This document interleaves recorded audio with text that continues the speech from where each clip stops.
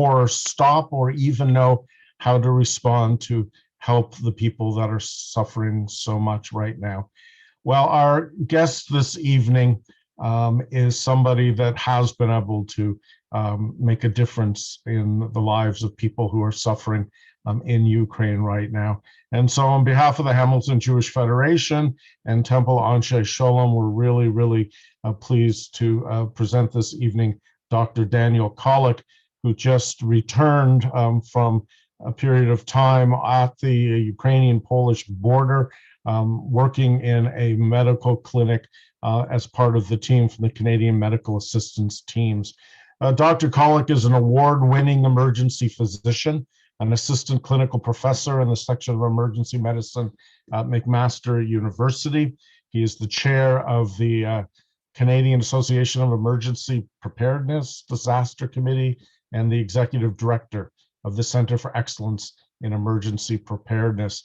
His research papers and presentations have spanned many disaster-related topics such as terrorism and CBRN, which I've just learned means chemical, biological, radiological, and nuclear readiness.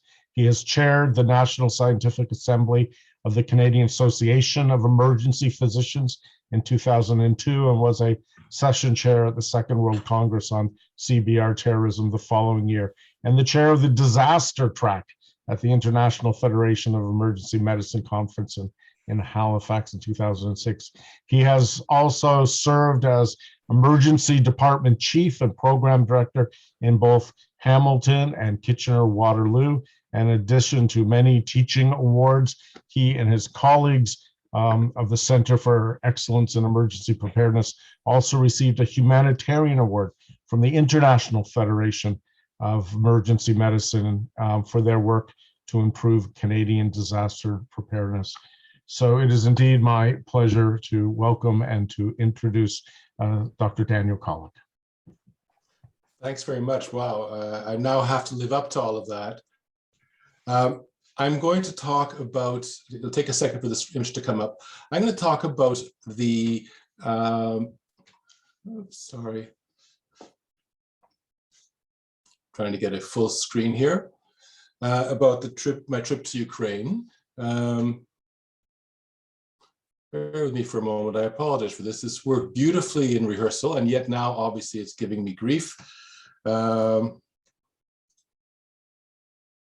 again.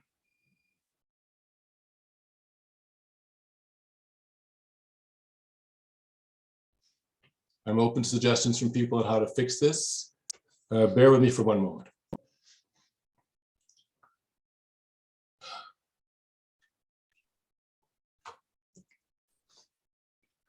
Danny, go into the like on slideshow. If you were, because you're not in slideshow mode. You're now in just a, like, let's see. Right there. Okay. Right to the right. That's it. No, wait a minute. That's it. Right there. Click on it. I did. And then press right or left or down. Okay, so right now it's giving me this. We will work with this unless people have an idea of how to end this show. Daniel, I can show it the way you want it to be seen. Okay, perfect. Let's do it that way, because that's a pity. I have no idea why this is happening right here, but at the top of your screen, there's something called preferences in Word Perfect, in PowerPoint, and you can change the mode to presentation under preferences. yeah. Here we go. Okay, so let me get out of. Is everyone seeing the slides? Can you show me a thumbs up? Now I have nothing. So, see, this is the kind of thing that are the crises you have to deal with in humanitarian response, because what I'm going to talk to you about is nothing to do with what you expect with humanitarian response. But right now I cannot get out of this screen. So, Is everyone else seeing the slides? So, yes, Eve says yes. So maybe you just have to make your gallery smaller. I have nothing. I have no mouse. I have nothing. Exit full screen up in the. Just close PowerPoint altogether. Yeah. Yeah. All righty. I'm sorry. I know that's frustrating. Yeah, because I actually have no mouse, I have nothing. So Paula, kick me out of the meeting and I will come right back. Okay. This is-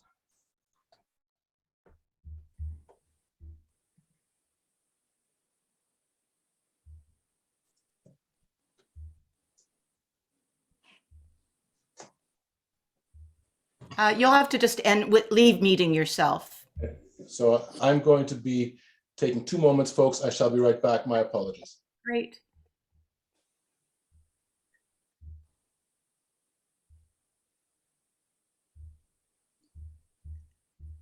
Feel free to unmute yourself and talk amongst yourselves for a few moments till we get Dr. Kollek back with us.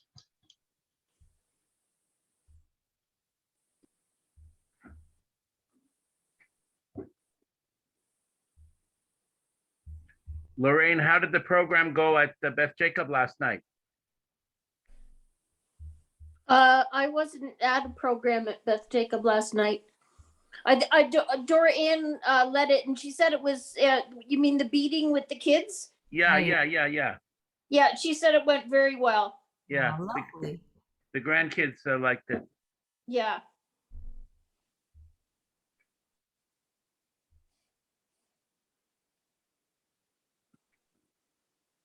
Okay, so if you just arrived, I saw Larry just come in. Daniel's just stepping out and coming back in because he had a little problem getting his PowerPoint to work. And he wisely sent me a B plan, which was he sent me his slides, and I'm showing them now. So Does he understand that you are showing his slides? yes, I don't think he, okay. we planned it. He sent it to me, and this is Plan B, in case he couldn't get them working to his liking.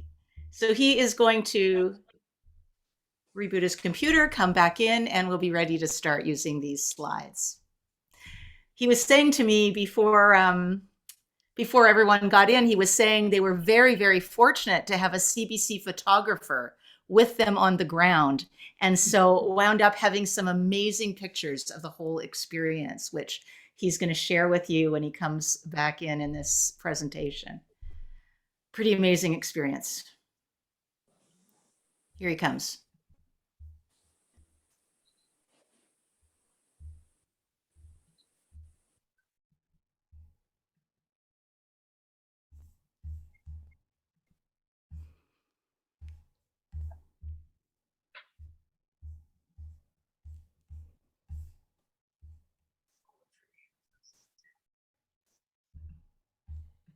Daniel, are you there?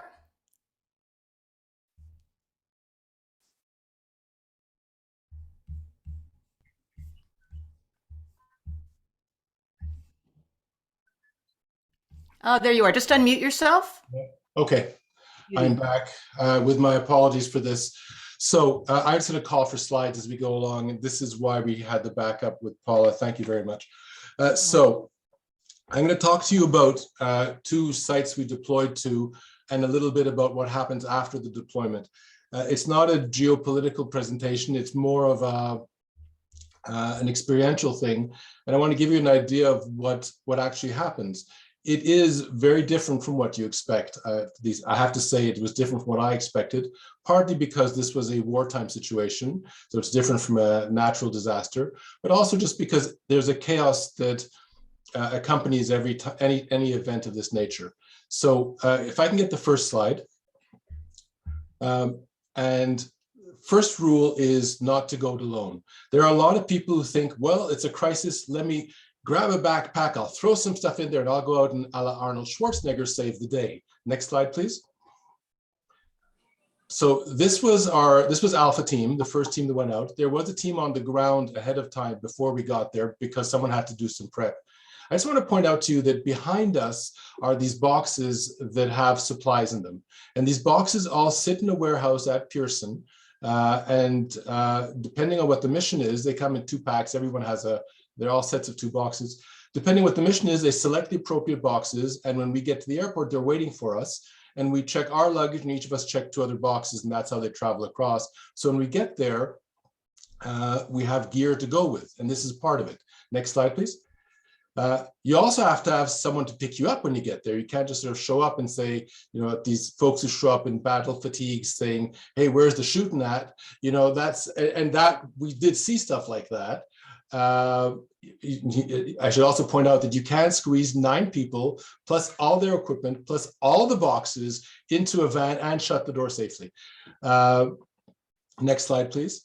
So you need to have the infrastructure. And when we arrived, our first night was in Krakow, and that's what the advanced team had brought with it. So just to give you an idea, there's a lot of background work that happens before people show up. And the boxes contain things like some medications, dressing supplies, infrastructure supplies, and so on and so forth. On top of this, I mean, CMAT has an inflatable tents and things like that. We don't tend to deploy that kind of stuff initially until we know we're going to need it, because that's a big problem getting it there and getting it back. Most of the stuff you see here will be taken to a site, will be used, and whatever is left will be donated on site. It does not come back. And that's why these operations hemorrhage cash. And we'll talk about that a little bit in a moment. Next slide, please. So first stop, we landed in Krakow. We staged for a day in Krakow, and then we drove to the border with Ukraine at a place called Herbene. And I wrote here, definitely not the World Health Organization. Next slide, please. This is a picture of what the Herbene site looked like. And typically when you have a deployment that is multiple NGOs, you will have the World Health Organization on top of things, coordinating so that not everybody shows up delivering care at the exact same place that the CNN cameras are at, but it's actually delivering care everywhere as needed. And they also make sure that, for example, when you show up to be accredited with World Health, we all had to have our police checks done, we had to have our licenses vetted, we had to have our vaccinations up to date, and so on and so forth. And every group that deploys has to be able to sustain itself depending on the type of deployment, so we're not posing a load on the local infrastructure. That would be the typical way it would work. In Poland, because the Polish health system was actually very well organized, and this site here is the exception to prove the rule, I'll show you in a minute, World Health Organization did not take control. Instead, they went to Moldova, and they're also setting up materials in case there is a large influx, in case the war takes a nasty turn. But right now, this was an area near the border, and I'll show you how close to the border in a minute, where people basically showed up, and it was the Wild West. They set up their tents. Yeah, and I see Paula's face going, what? Yes. They basically set up the big tent here is Knights of Columbus, and they set it up. And the problem is when everybody sets up their tent, everybody believes that they are in charge. And it's a bit chaotic. Now, you would think if you look at the in front of the Knights of Columbus tent, that white car, Red Cross on it, obviously the Red Cross is there. But let me tell you, show the next slide, please, Paula. You can be guerrilla burgers today, and you can be the Red Cross tomorrow, right? So there are a lot of players out there. And again, this is an aberrancy. Typically, this is not what happens. And you will see the bulk of my presentation will be from where it works the way it should. But we showed up here, not really, we got called by a physician who was there who needed support. So we deployed. And then when we got there, this is what we found, this kind of scenario. Next slide, please. As I said, everybody sort of popped up their tents, and at night, sometimes they folded the tent down and left it empty. And it was cold. So you can see there were fires that were lit everywhere. If you look at the back, sort of just a little bit to the left of a tent, you can see there's like an overhang over the road. That's the border. That's how close we were to the border. Next slide, please. There were people who showed up providing really good services. So for example, people crossing the border could get free Polish SIM cards. Staying in touch with people was critical. And we'll talk more about that in a moment. But this was a not uncommon sight, these booths by a telecom company, and they could get a free SIM card. Next slide, please. But then people showed up like the Jehovah's Witnesses. And this was the Jehovah Witness deployment. And this is not a comment on Jehovah's Witnesses, this is a comment on, I'm not sure what they're doing there, right? So it really was a little bit of the Wild West. Just to point out for interest, if you look on the left of the slide, you see a row of trucks. You'll see more of that later. The border was essentially shut to trucks for quite a while. Sometimes the odd truck would move through. I'm not sure if this is related to sanctions, but the lineups of trucks went for kilometers. And I'll show you another picture of that in a minute. Next slide, please. So inside the Knights of Columbus tent was a small medical tent.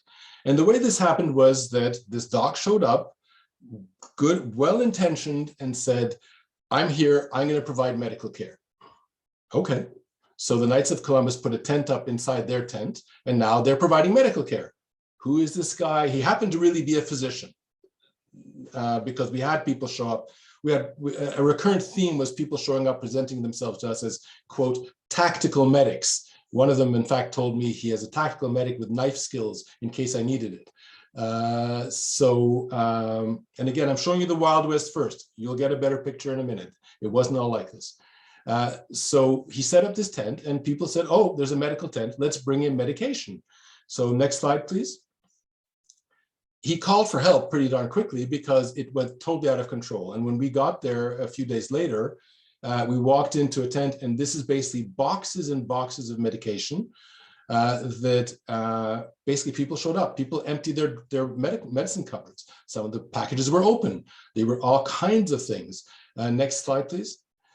You'll see by the arrows that mixed in with that were electronic devices. There was water, there were power lines, all that was sort of across the floor in this little tent. And he couldn't organize himself to deliver care because nobody could. He could be as well-intentioned as he wants. It was chaos. And chaos is a key word to keep in mind in these situations. And again, like I said, I'm going to show you how it should be done in a few moments, but this is what happened when it's not controlled. Next slide, please. The medications were from all over the place. A lot of them were things that we had no idea what they were. They're European brand names, they're products that don't exist. So we started going through labeling things if you could identify them. If we were going to use them, we would flag what they were for. People showed up with medication saying they ran out of their meds or were running out, and then they would show us the medication, which was in Cyrillic, in trade names that we didn't know. This posed a dilemma. We had to work through it. I should point out that Google Translate is not particularly useful here, because if you look at the arrow, I can guarantee you that IV fluid does not come in triple octane. We cannot really rely on Google Translate. Next slide, please. So our first goal was to go from what's on the left, piles and piles of all kinds of medication, to something that was at least organized therapeutically into, if I need pain control, if I needed diabetic medication, there were a pile of cholesterol meds, so I'm not sure what I'm going to do in a crisis with a cholesterol medication, but at least try to sort it out. And we spent we got there, as I said, this was we got there later in the day, because we left Krakow a bit before noon. And we basically plowed through this for hours and hours and hours. But come nightfall, we realized that we're still not ready to open. So we shut the tent. Traffic was low at night there in that area anyway, which was an indication of things to come. We shut the tent and said we're going to come back in the morning. And we did come back early the next morning to pick things up. Next slide, please. And that's where, if there wasn't chaos yet, there was more chaos, because we showed up and now there's a different paramedic in the tent who's put up some shelves. Some of our medication, or some of the medication we sorted, it wasn't our medication, was on the shelves. Some of the medication totally disappeared, and he's in charge. So this was an environment that was not tenable for us to deliver any kind of organized care, because everybody was sort of in charge in different ways and nobody really knew what was going on. So we had to start doing different things, and we had to set up our own situation. And that was where other duties as assigned come in, because you go over expecting to deliver medical care, but you're going to find yourself doing something very different. Next slide, please. This was, as I said, the border is that arch there. And there was a man who lived right near the border. His driveway was behind me. I was just outside his property. And he saw what was going on, and he had no patience for it, because he recognized that this is a mess.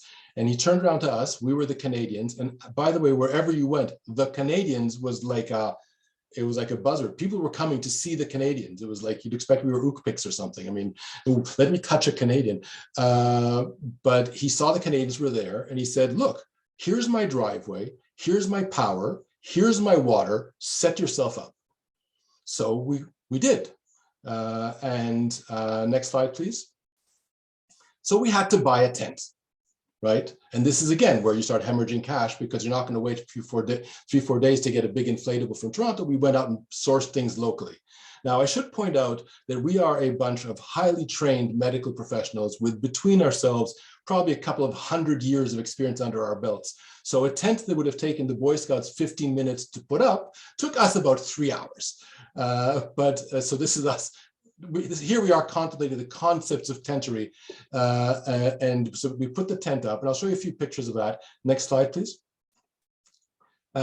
Basically, it's a driveway. We can't hammer anything into the ground to anchor it. So we use the Canadian solution, and you find what you can around it. We found logs, and we just anchored the tent to the ground or to everything we could around us. Next, please. And we find ourselves, this is by the way, all same day. Like morning, we can't get into to that tent. It's dysfunctional. We have a tent set up. We're building it. We're now dividing it into putting the flooring in. We've got power in there. I find myself duct taping the seams because otherwise it was very cold at night. And we start bringing gear in. Next slide, please. And just another picture of the same. Next slide, please. And you can find that given zip ties, duct tape, and string, you can actually do quite a lot. And we had the tent set up later on that day. Next slide, please. And then we started bringing in shelving and setting up pharmacy. As I said, it was a chaotic environment, and there was a certain element of criminality. There were some supplies stolen, so we certainly weren't leaving stuff there overnight, but we set some stuff up that we could use overnight. We basically started operating. Next slide, please. So we were up during the day, and next slide, and we were able to operate at night as well. Next slide, please. Here's where we had to rethink, because part of what happens here, there's constant content reassessment. Are we doing a job that is worth doing? Is this a good use of resources? And do we need to be here, or are we better placed somewhere else? And the volume at Herbene was really, really low. We were not seeing a lot of people who were coming through, the few came through in vehicles. They weren't going to stop for us, which is fine. We don't need them to stop for us, but we weren't seeing enough volume to justify our being there. And while we are doing that, like I said, this is never done alone. It's not a solo mission. All this time in the background, our advanced team is scanning the environment, saying, where else do we need to be? Because A, we can deploy more teams. There were teams on call in Canada to be called if they needed it. B, if we need to move, we had to move. And they got a contact from another organization that needed help. Next slide, please. And I'll explain these pictures in a minute. But there's a group that runs a sort of a folkloric Woodstock-like festival in Poland every so often, every year. And they have a campground, and they process lots and lots of people. And they're a folklore touristic kind of group with a warehouse. And they took over, in coordination with other people, they did not on their own, they took over 2 of the border crossings on the Ukrainian side to provide some infrastructure support there. And they had, and I'm going to explain the pictures in a moment, they had all kinds of stuff there, but what they didn't have was adequate medical support. And in the week prior, they'd had 6 deaths, which is exceedingly aberrant because that didn't happen prior and hadn't happened since, thank goodness. But they did have 6 deaths, some of which they linked to hypothermia, and they didn't have an adequate medical presence there. So they wanted us to step in, and we did.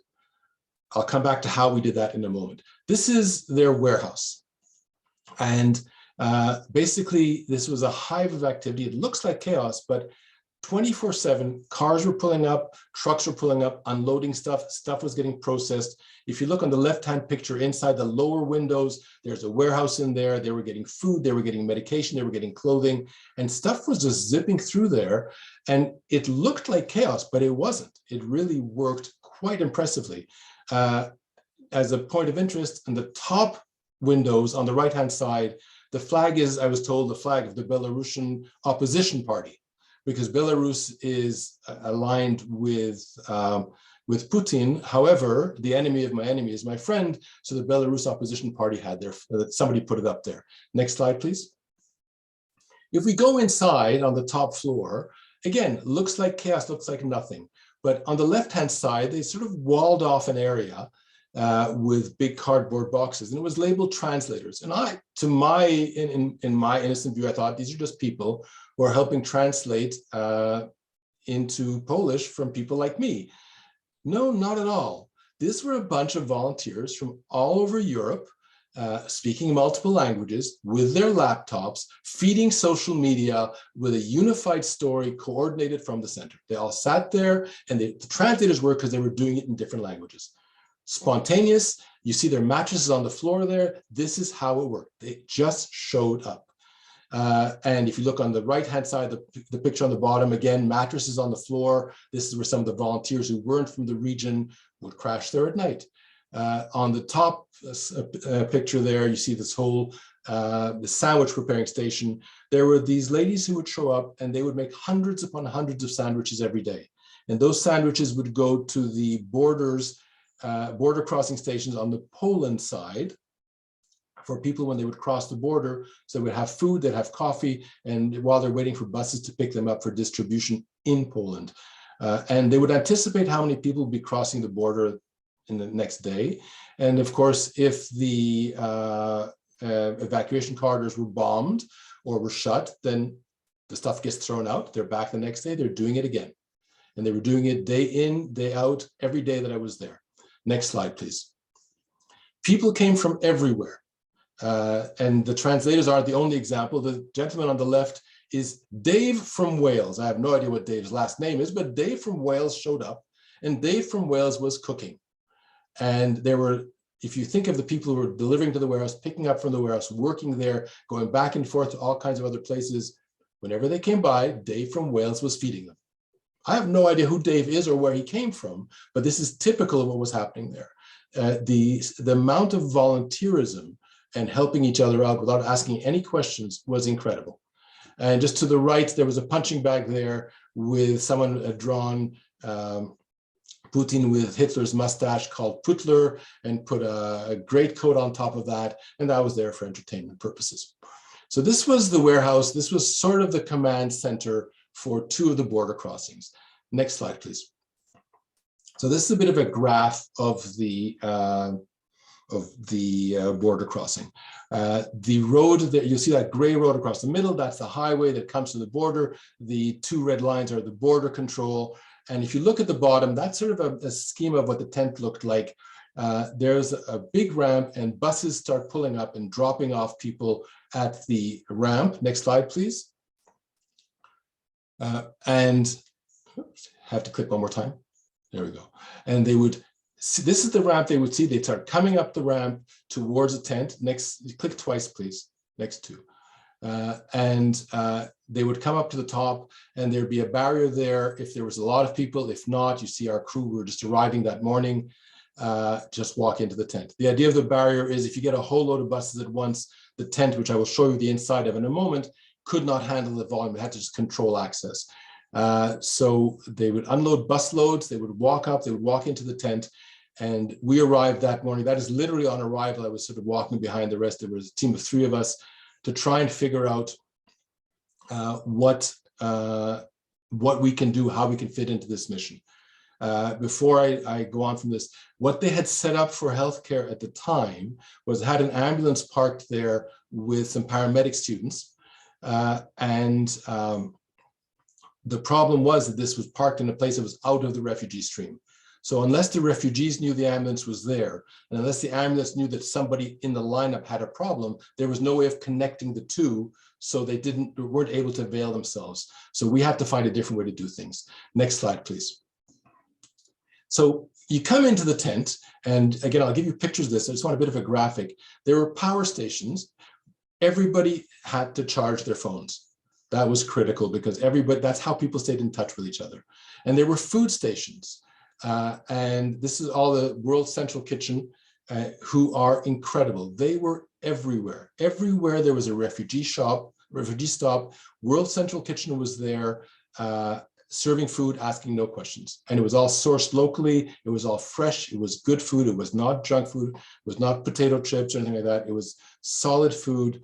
They didn't, you want food, you get food.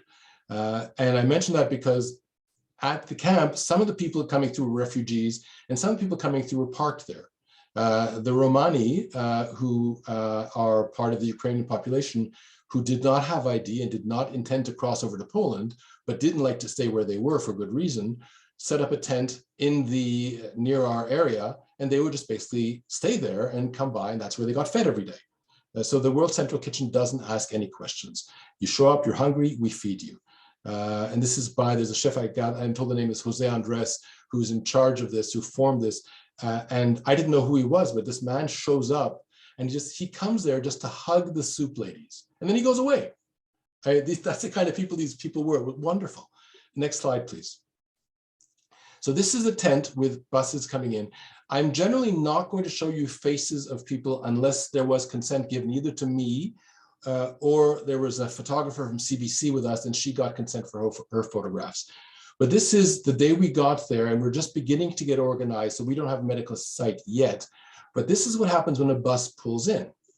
The tent fills up and then people show up and they line up. You see behind the barrier on the left-hand side there, these women who are lined up and they're basically serving food. There was always soup, there was always coffee, there was always tea, there was always fresh bread, there was always some kind of there were carbs and there was protein. It was quite something. And then the bus would go through and we'd be empty till the next bus, and it would come in bursts like that. Now, where you see Scott in the red vest and Teresa in the yellow, Scott is a paramedic and from BC, and Teresa is an emergency charge nurse from Edmonton. That area was where basically they had piles of cardboard boxes that they were done with, and they were waiting to dispose of. It was sort of a junk area. But from our viewpoint, we looked at that and said, this is perfect. This is in the stream of the refugees. And this is where we were going to set up. And I'm going to show you more about that in 1 second. But just before I do that, next slide, please. This is just people getting food. Just show up and you get food. Next slide. Now you have to wonder, if you see a little bonfire at the bottom there, you have to wonder, you need hot water for tea and for coffee, but I mean, they didn't have major facilities there. So I'll show you how they heated water. Next slide, please. There was a guy at the back who was chopping wood. And in that device, that green sort of device, at the bottom of those white doors, they're basically fireboxes. And he would throw the wood in there, and on the top, he would fill those containers with water. And every so often, he'd come by with this bucket of water. And that's where the hot water came from. And that's how we got our tea. And he just would keep on doing that. Never heard a peep out of him. They just kept, that's how people worked there. They just did it and got it done. Next slide, please. This is the lineup of the trucks I mentioned, just another example. And it's went on and on and on and on. The divider in the road in terms of lanes going one way or the other way was essentially a serving suggestion because all the traffic was really going one way and there was a gap in the barrier higher up, about 1 kilometer up, and cars would just flip over if they were coming to deliver care. They would just drive on the wrong side of the road to get to the site. Next slide, please. So we want to put ourselves where you have that little CPR icon so that anybody coming in would have to walk by us. Our concern was basically if they're little kids who are hypothermic, if there's somebody who just doesn't look right because they just wanted to go. The people who we saw were very motivated to cross the border, and some of them probably needed to be given some care, but they weren't going to stop unless someone laid eyes on them and spotted that. So next slide, please. So you may see some fruit boxes on the table. I see a triage station and a privacy barrier because this is what we start out with. Again, emergency medicine is the improv of medicine. You do what you can do what you got. And we told them, these people there, we just want to set it up here. And this is what we want to do. And within moments, people just, whatever we wanted, brought to us. Next slide, please. So we set up the boxes, which became sort of our pharmacy. We mentioned we want to be able to have people lie down privately behind that. Within moments, this volunteer comes by with a mattress and with a duvet, and we start basically getting organized. And you'll see as this develops how it got better and better and better. In fact, the one on the right, you already see I have a little bit of shelving there. Next slide, please. again, you see boxes, I see pharmacy. We started sorting it out. So we had what we felt would be the most common things we would want. I mean, we were seeing people who were maybe a lot of people with headaches, a lot of people with nausea, a lot of people with hypertension just because they didn't have their meds with them and so on. So we started sorting meds based on what we expected common complaints to be and labeling them in big signs so that when the teams flip, you can find stuff, right? You don't have to relearn it every time. Next slide, please. We brought dolls and we went out to the dollar store and got a whole load of stickers. A lot of children came by, a lot of women with children came by. And it was just one of those things that we didn't give out a lot of them, but every so often we had an appropriate candidate. And of course, if you give it to one, everyone else on that bus sees that. And of course, they all want them to, which was fine. So we would have the odd group encounters with kids. Next, I see there's a sign, someone popped the question up saying, where did we sleep? We were going back and forth to Poland. We were not sleeping in Ukraine. We were commuting. It was 90 minutes in, 90 minutes out, and then 12-hour shift. And most of a chunk of that 90 minutes was the border. Even though there was a humanitarian lane, it could take us up to an hour to cross. That's the sleeping arrangement. Next slide, please. So over time, we started getting a bit more organized. We managed to source some wheelchairs. Local people brought us a heater. Like I said, it gets cold at night. We put up a bit of signage. The computer there, that laptop was where we did our medical records because World Health Organization requires that we keep medical records on people we see. In fact, we're supposed to give it to them in a printed copy. We did not do that. I know we fell beneath standard there, just that wasn't doable at that point in time. But we basically had a hotspot off somebody's cell phone that allowed us to do the electronic medical records, which is stored online. So if our system goes down, there still is a record elsewhere. Next slide, please. As you can see, it sort of got built up more and more and more. Next slide, please. A couple questions there, Daniel, if you notice. Okay, so I see there was a question. I see one says, looks like a super spreader event. Absolutely. I am at home currently for another 2 days. I can't go to work because I had COVID. And that is despite the fact that with our patient encounters, we were wearing masks pretty religiously.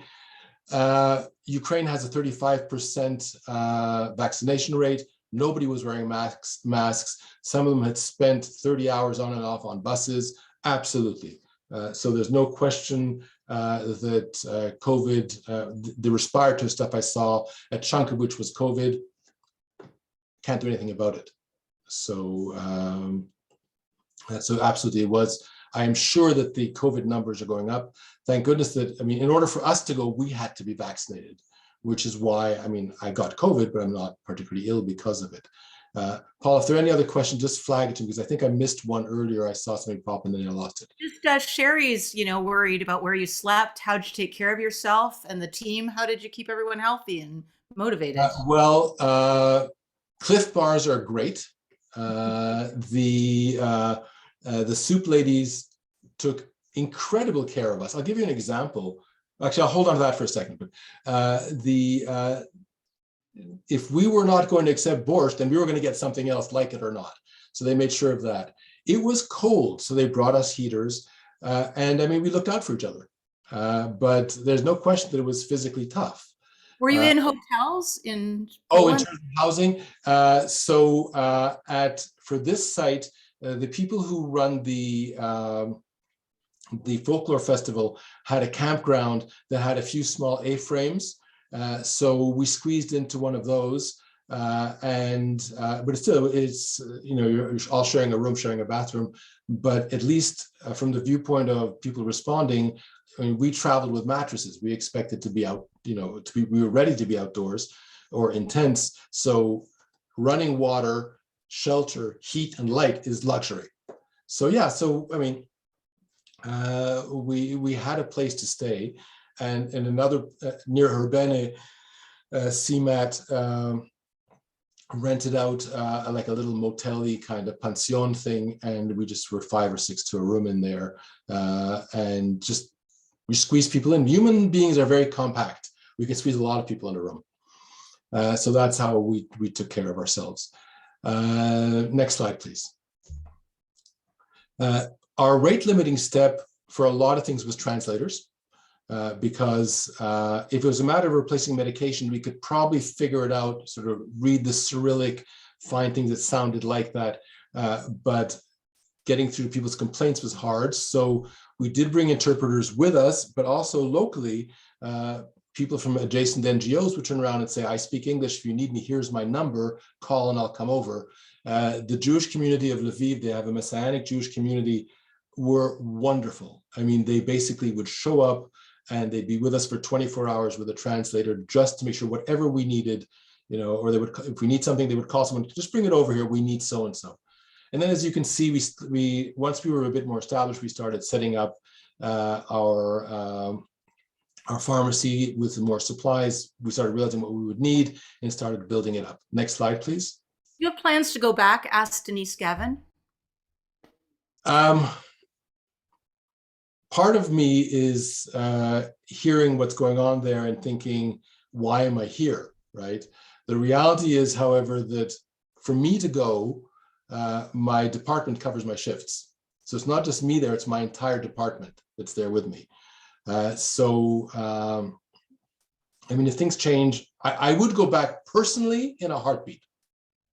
Just, and the mission we're doing now is different. We set this up and handed it off and moved on to something else, which I can talk about later if people want. But I don't have any immediate plans to go back. And there already is, we were Alpha team, there already is an Echo team getting ready to go. That's so in other words, Baker Charlie and Delta are already in either early deployment or already on scene.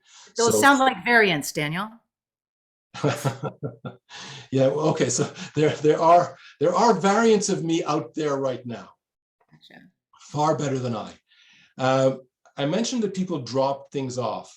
Well, this is an example of a good drop-off. There was a state assemblyman from New York who had some pharmacies in New York State that had meds that were stale dating, and they were about a month old, but you couldn't sell them in the States. You can't give them away in the States, but they're perfectly good medication.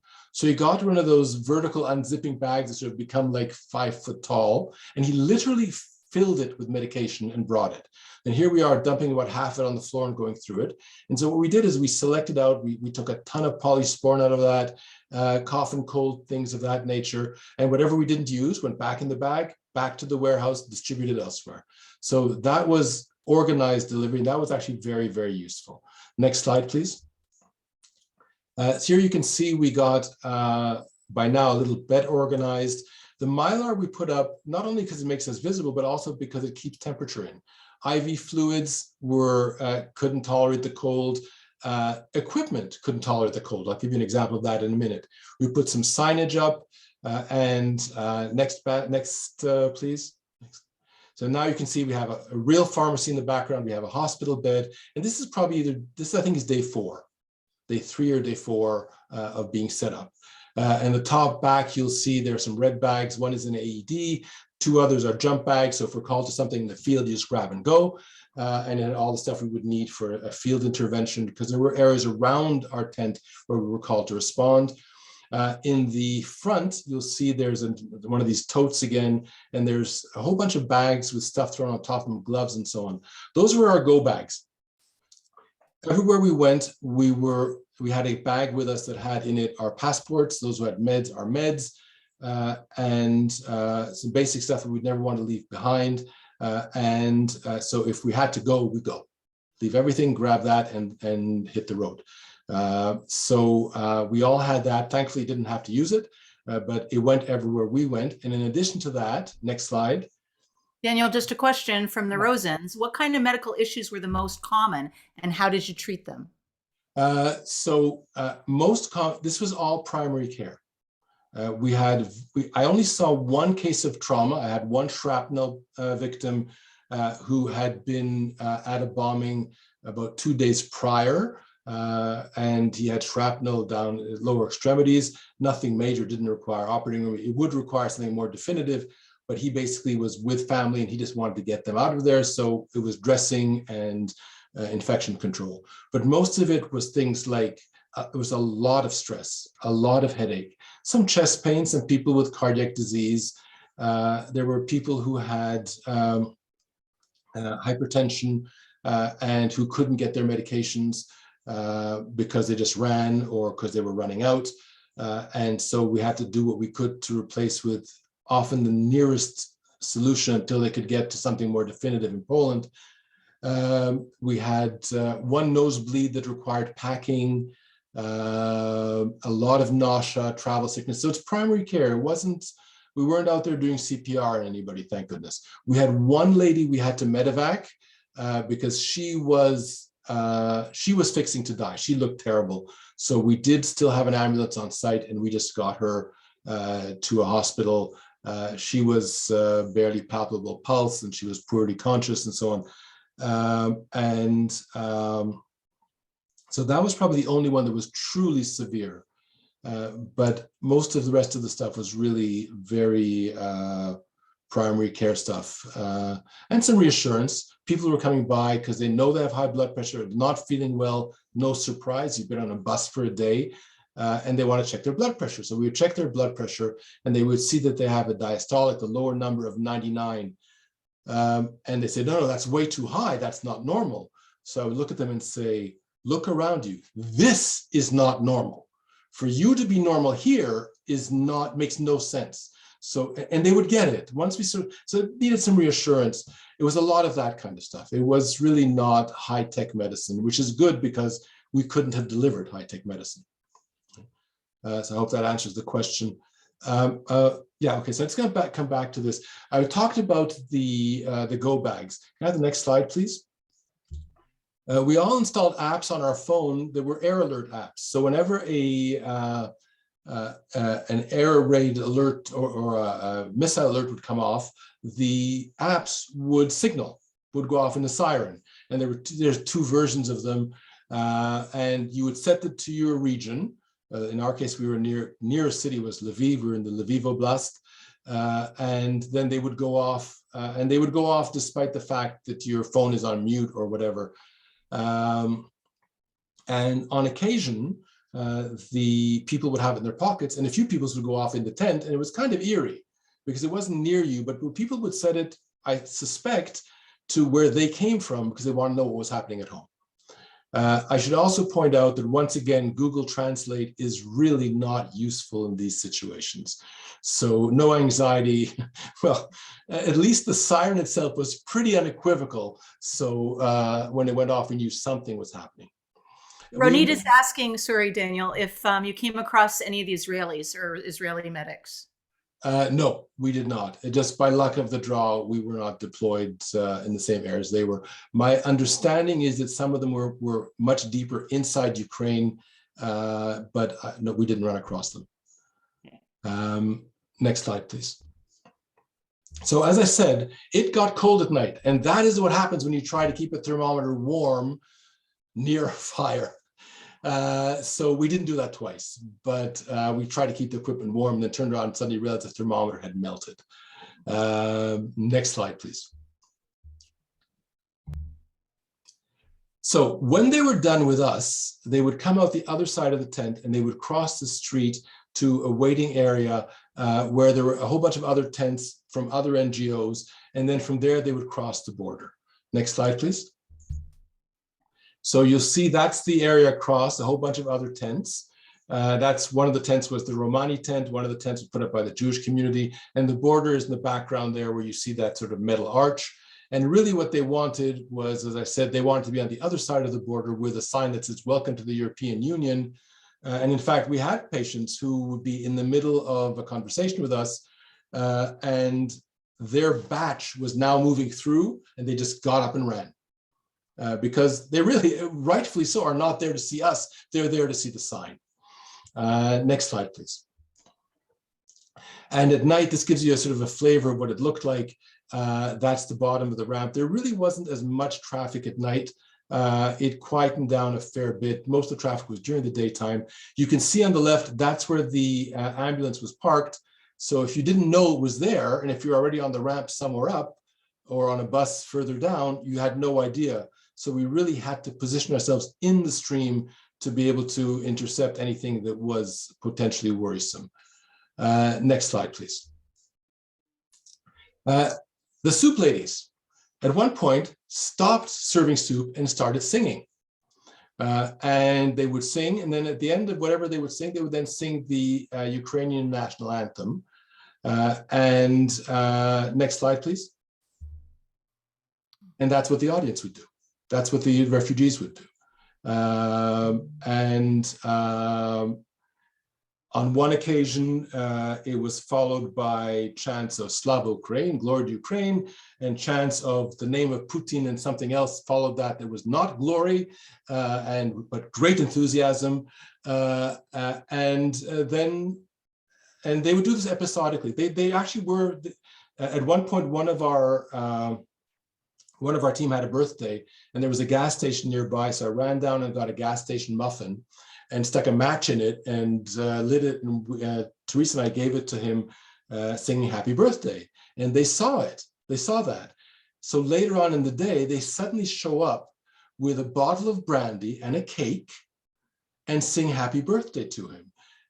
So these are women who are volunteering their time. They spend a long day there. They left the tent, someone went to a nearby town, bought a cake and a bottle of brandy, brought it back and sang to us. I mean, this is what it was like there. I mean, people really were, whatever you wanted, you were all on the same mission. I just want to point something else out interesting in this picture that occurred to me now. People came from all over. And sometimes a bus would come from an area that was wealthy, so you had a certain definitive socioeconomic class. We had one lady come through with a Calvin Klein suitcase, and on the pull-up handle was her air travel pillow, like her neck pillow, and she was wearing a long down coat, and she had heels, and she was for all the world looking to find the first class lounge.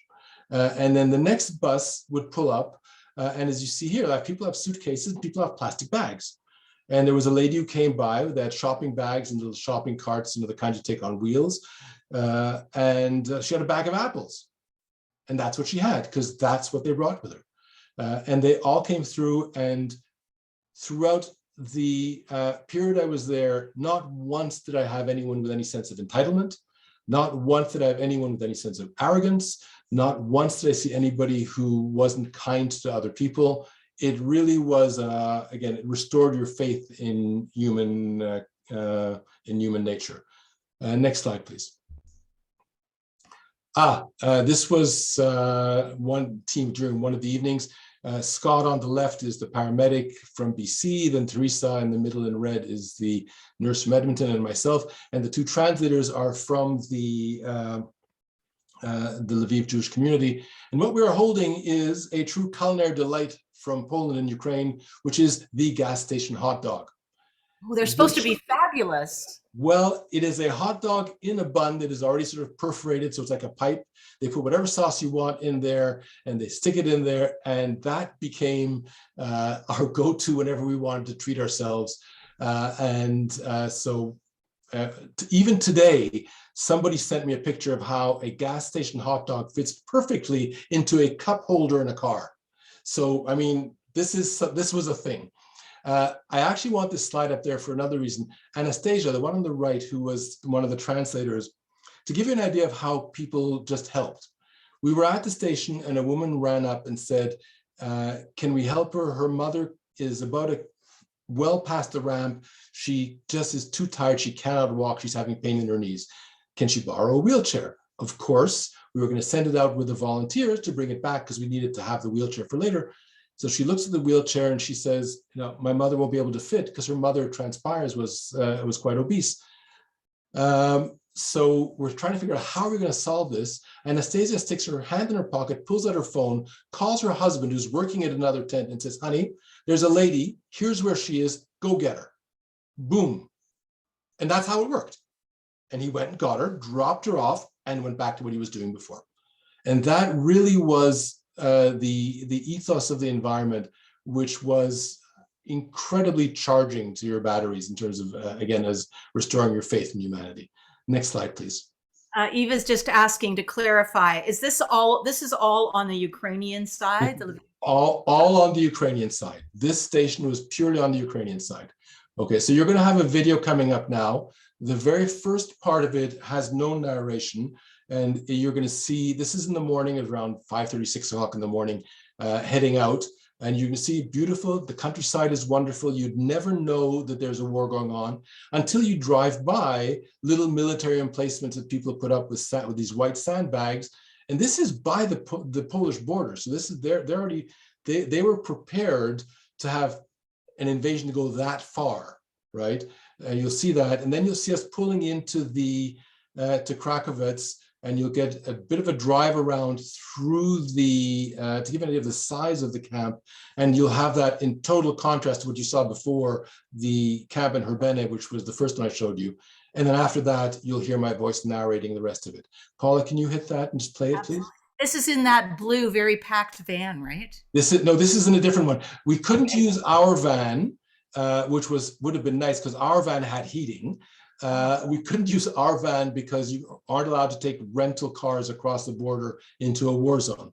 So we had to rely on vans from the folklore center, and some of them had heating and some of them didn't. And some of them had maniacal drivers and some of them didn't. And some of them had little cherry light on top that seemed to go along with the maniacal drivers, and some of them didn't. It was sort of, hit or miss. Here we go. Okay, go ahead. I don't know if you can hear me, but this is driving along the morning in Ukraine, and it's going by a village, you'll see.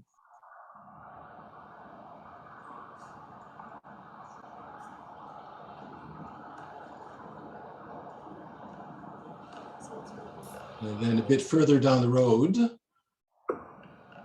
you'll catch it going by.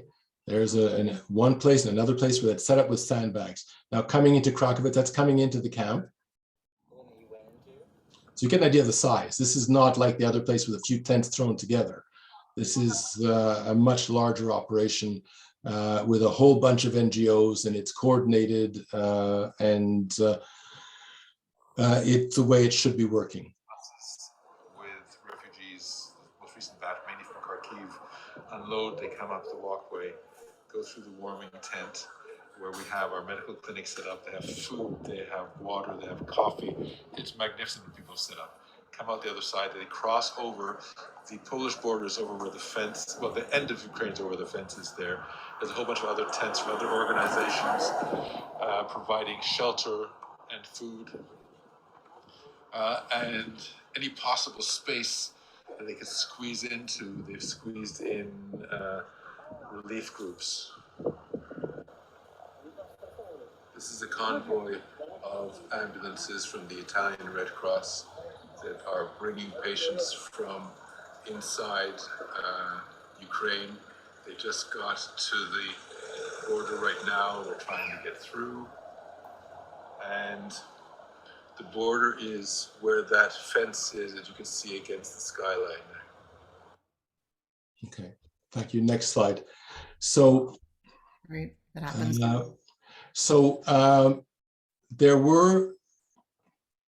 There were crews of people who just basically drove. I met an Italian team of paramedics who got in a car and drove from Italy. Right. There was a group of British ambulances. There were teams from Germany, and it really became, it's like the Germans and the Canadians, and we all sort of, it was the United Nations there. And everybody helped everybody else out. In fact, the Germans at one point dropped off a whole load of medication, including a bunch of narcotics, to our tent in Herbene, which we couldn't use there. So we made safe, and then we transported them to a hospital in Lviv where they could use them. The point is that in the Western world, in Canada today, something like that would be criminal, right? But my friends asked me, my colleagues asked me, what am I doing while I'm there? I said, I'm committing malpractice, but I'm doing, happily doing so. I want to spend the last few minutes talking about what happens after people cross over. Okay, so this was in Ukraine. They would cross over to Poland. Now, I'm only talking about pedestrian traffic here. There were certainly people in vehicles, people who had places to go, people who had connections in other countries where they were just driving across, they were doing their own thing. But for those that didn't, they would come to us, they would cross over, they'd be met, the border crossing was pedestrian. for those people. And then at the other side, there'd be buses that would take them to receiving centers in Poland. So next slide, please. So this is a school nearby. It's an elementary school, and it's been turned into a receiving center while still functioning as a school. The kids, I mean, talk about a lesson the kids are getting. Their school is still a school, but you'll see what's going on inside in a moment. And the buses would pull up, see the red bus on the left, and they get processed and they go inside.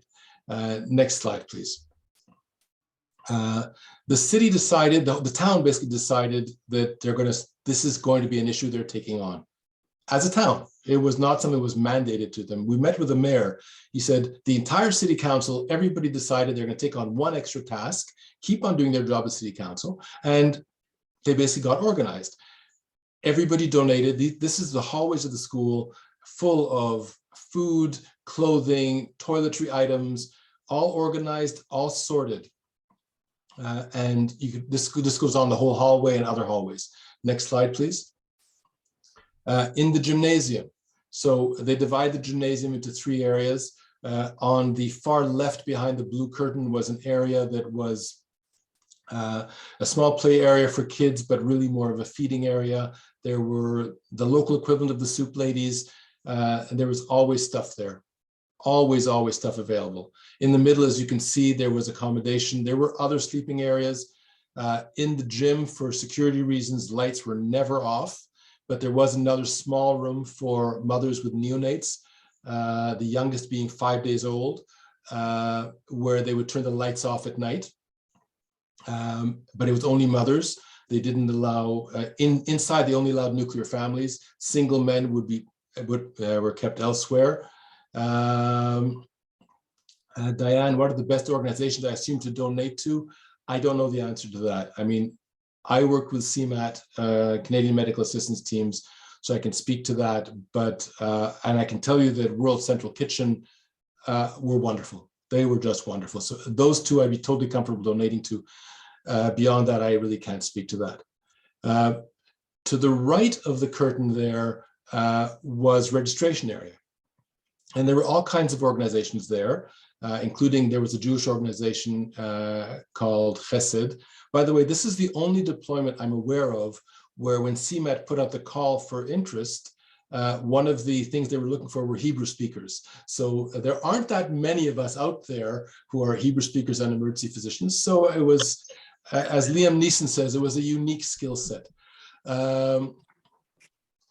The services they offered were not just registration, and they would provide documents for people who didn't have papers, but they had notarial services if you needed it. They had psychologists. They had a vet because people came with their pets. And so there was a vet who could get appropriate documentation, could vaccinate the pets and so on and so forth. So there was quite a lot there. To give this a context, over 2 years of the Syrian refugee crisis, there were 2 million refugees. Over the first 2 weeks of this crisis, there were 2 million refugees. They expected to see 150 people a day coming through the center. One night they saw 2,000, of which only 400 moved on. So talk about adapting to change. These folks adapted to whatever they possibly, whatever they threw at them, they adapted to. And if you look to the left, those are the bleachers, and you throw a mattress on a bleacher and some pillows and you have a bed. Et voila, you know, and that's how they did things, and it all worked. Next slide, please. The kids who came by, kids being kids, wanted to do something to say thank you. So they started making drawings. So there was a wall there with all drawings from kids, and I just picked 3 pretty much at random, but just note the colors: the blue and yellow for Ukraine, the red and white for Poland. And that's their way of saying thank you before they moved on. With the, I can't read the rest of that message, Gustavo. What does that say? So can you see, was it, okay. On the sign, can you see that Chesed is from JDC or Jaffa? Yeah, what I'm saying is that Chesed is a program that is presented by the Jewish Distribution Committee and the Jewish Agency for Israel. That those are the logos on the top. I did not notice that. Thank you. Yeah. There's a question of, is there communication between the Ukrainian teams and the Polish teams? Certainly from the viewpoint of our intervention because we were being run out of a Polish-based organization? Absolutely. But there was communication. Medically, I know when I had to medevac that lady from inside Ukraine, their original plan was to take her to a hospital in Ukraine. There is no way on God's green earth she was moving backwards towards Ukraine. She was going forwards if it killed her, literally. So there was a setup that they would take her to a specific area and they would move her to a hospital there. And there also was in the receiving center, they knew that if I would send people over, they had a connection to local hospitals. I picked up a lady who it was very obvious had cancer, and she didn't have a pre-existing diagnosis, but that was the diagnosis. So she needed to be connected to somebody. And it's certainly not something I can do in a tent at the border, but it shouldn't be deferred too much. So I was able to call ahead and I was told she goes to this center, they are linked into hospitals and they could arrange for her follow-up. So there was communication.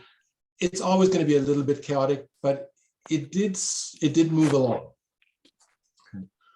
And I think with that, I'm going to stop. You want to show the next slide and I'll take questions.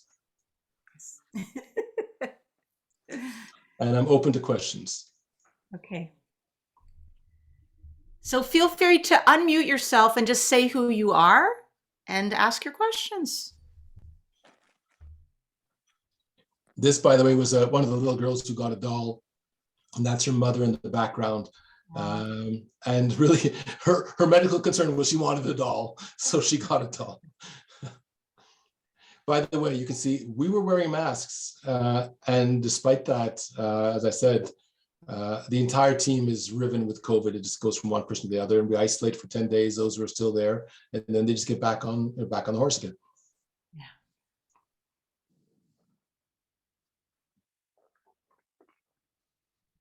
I'm gonna have to assume I bowled everybody over and answered every some people are coming on. Some people are unmuting. Hi there, it's Karen. What is the typical stay of your medical people there? Like you were there, how long, Daniel? 2 weeks? I was a bit over 2 weeks. It'll be within 2 to 3 weeks. It depends to some degree on the mission. We had a bit of a rough go because we were the first team there and it was a matter of defining what we do. Now, I should point out this medical station, we set it up, then we handed it over to another group and moved on to do something else. And what we are doing now is up near Chelm, near the Belarus border, is an area where there is very little traffic crossing the border. But what happened was a lot of the internal refugees relocated to villages still in Ukraine. And so they're staying in churches and public buildings and so on inside Ukraine, feeling that they may be able to head back to their homes and not have to cross over to Poland. But they have medical problems. So we reached out to that group, and what they asked us to do is a different model of care. There, what we're doing is we have a base at the border on the Ukrainian side, but we fire clinics, mobile clinics into the various villages. At the deepest, I think we're going 60K in. We don't want to go further just for security purposes, and delivering care there and then pulling back. And we just restock at the border every time. So that model is running now. That we were setting that up just as I was leaving. I was on the exploratory for that, but that's what's being delivered now. I see some other questions. I have a question. Yeah. I can't seem to put my picture up, so I won't, but you can hear me, I believe. It's Hinda. It's Hinda Levine. You said in the beginning, Daniel, that it was not what you, this presentation will not be what we expected, and it was not what you expected. So I wondered if you can say what it was that you did expect and that it wasn't. I guess I expected I expected the beginning to be what the end was. In other words, I expected it to all be like what you saw here at Krakowitz, where the clinic is set up and we basically do medical work and so on. I didn't expect the Wild West part of it. And the thing is, when you're working in that kind of environment, you have to work with whoever you've got.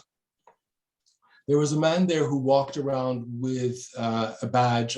You put a vest on, you're now an authority, right? And he walked around with a badge that said medical coordinator and a stethoscope. He's not a physician. He has nothing to do with medical coordination. But what he does have is a tall stature and a basso profondo voice. And all of a sudden, this guy is in charge. And the thing is, he was in charge, because at one point we needed a car to get supplies into Lviv. We had a box of meds that was going to go to one of the hospitals in Lviv. And he's the guy who got the car. And in fact, he drove the car, and the people who I wasn't in with him, but Teresa, who you saw a picture of earlier, was in with him, and she's describing how he just drove wherever he wanted. And when he was stopped, he said, "Oh, I'm with the Canadian embassy." Or when he was in Lviv, he was telling the media, "I'm here to take the children back, to save the children." I mean, whatever he wanted, he said. But we have to work with him, because he was the only way we could get this done. So that was not what I expected. And that's why I'm actually glad that I wasn't involved in that part of the organization. I got involved in setting up the outreach mission stuff later on, but that part I'm very glad I wasn't involved in organizing, because that would have drove me absolutely insane, because there was a whole bunch of people like that. And some of them were actually, really helpful, and some of them were not. Lorraine, I see a hand up. Yeah, my question is, based on that kind of activity, how do you know who you can trust and who you can't trust, or you just go on blind faith? You don't know. I mean, if someone comes to you through an organization, that is the whole point of doing stuff through World Health and so on, then of course you have some degree of trust. But some of it was, you just show me the money kind of thing. There was this man who showed up in camo gear. There were a lot of people showing up, like I said, say, "Where's the fighting?" And Teresa, both Teresa the nurse and I have past military experience, and we would just look at each other and we didn't even have to roll our eyes. It was there, right? So this man shows up in camo gear, asking for some polysporin for a hangnail. So help me. That's what he's asking for. Fine. I mean, we're there. We have polysporin. We'll give him some polysporin.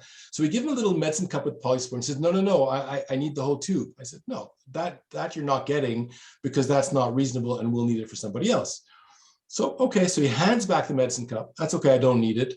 Starts walking away. He turns around and says to me, "I have 2 727s coming tomorrow full of medical gear. Is there anything you need?" My mother used to say, "Von da will gar nicht sein," from there will nothing come, right? So, him I didn't trust, if you want an example. So there was a lot of that, and there was some of that. Most people, we didn't have to wait. If we mentioned something we wanted, they would just do it. It was really quite stunning, but you just had to be cautious. That's amazing. Thank you.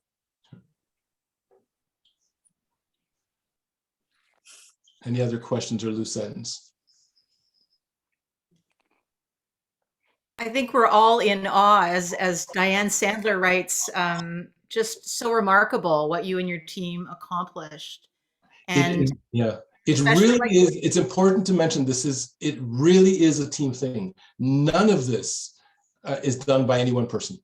Absolutely not. It has to be done by a lot of people pulling together. Otherwise, it will fall apart very, very rapidly. So it really, including the team, like I said, is my department covering for me. That's also part of the team.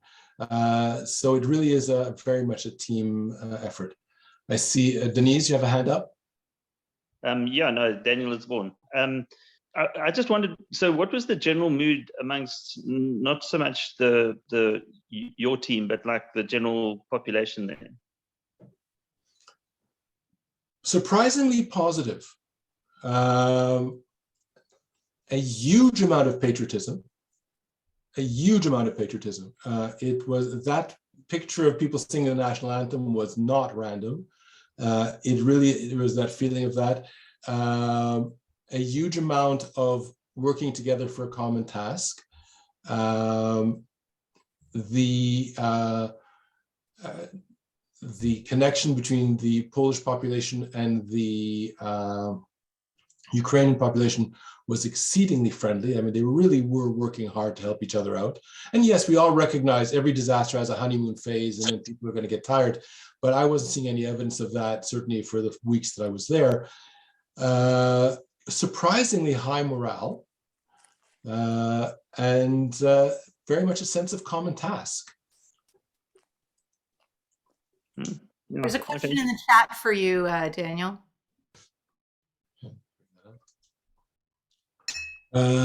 Were Ukrainian men turned away? We did not see that. Were Ukrainian men turned away, not allowed to leave entering Poland? We didn't see many. I mean, there were men, certainly. Large families, my understanding is, I don't know this for a fact, but my understanding is that people with families above a certain number of kids were allowed, fathers were allowed to cross over, but we really didn't see many young men other than people in uniform. So they weren't coming. We certainly saw elderly. But I wasn't at the border itself, so I don't know. If they would have been turned away, it would have been at the Ukrainian side, not the Polish side. But I wasn't able to see that, so I wouldn't be able to answer more than that. But yeah. I see Hinda's got a hand up. Yeah. I want to ask, in terms of communication, did the people who were coming out of Ukraine, were they aware of what was going on? Because if they're in transit, they have limited ability to get information, I suspect.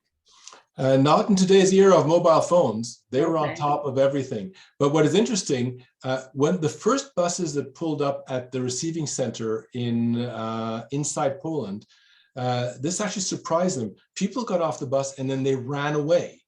And they could not figure out for the life of them why. Well, Russian propaganda was telling them that they were going to be put in displaced person camps, and they didn't want that to happen. They didn't, I'm assuming the Russian rationale is to stop them from leaving so they can remain as hostages. But that was their expectation. It did not take long to dispel that, because given the choice between listening to someone from Poland or from Russia, they were very quick to listen to people from Poland. But most of them were, it seemed to me at least, be well aware of what was going on, and everybody had a cell phone. Everybody had a cell phone.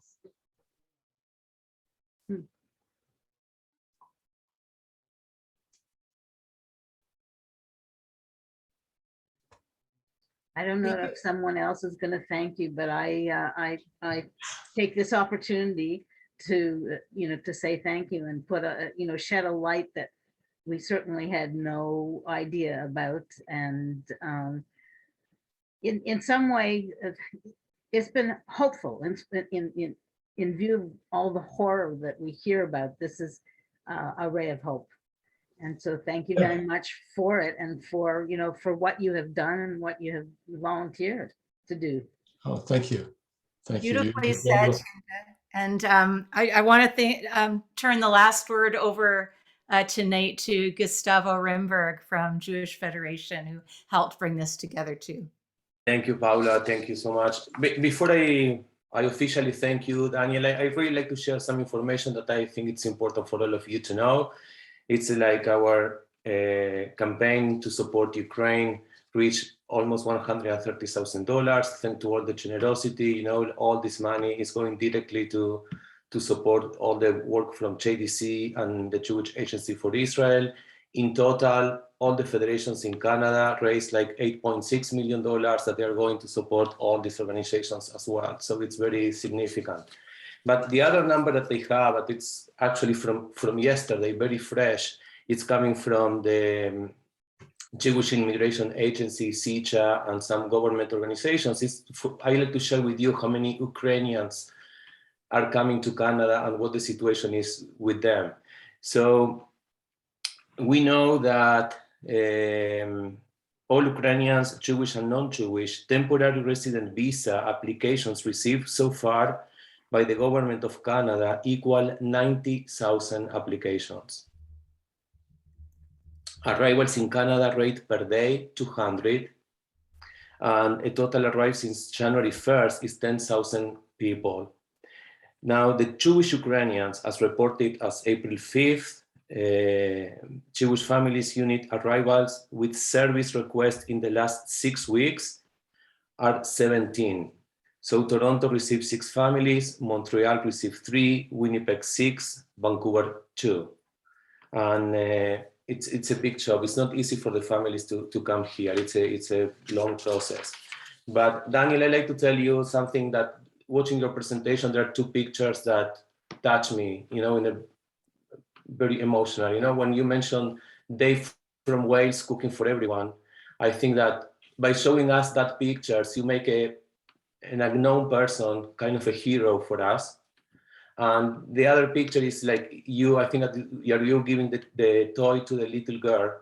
I'm pretty sure that girl will never forget that moment. And I think that what you did is not only volunteer and did a magnificent job, but you changed life for better. And I think that a lot of people will remember you forever. And I think that's a real hero and a real leader. So thank you for all of that and congratulations.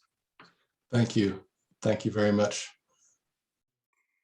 With that note, we're going to wish everyone a Laila Tov, and as we go to our Shabbat, wishing you all a Shabbat Shalom to come. So thank you so much. Thank you so much, Dr. Kollek. It was really enlightening. Thank you. Thank you. Yeah.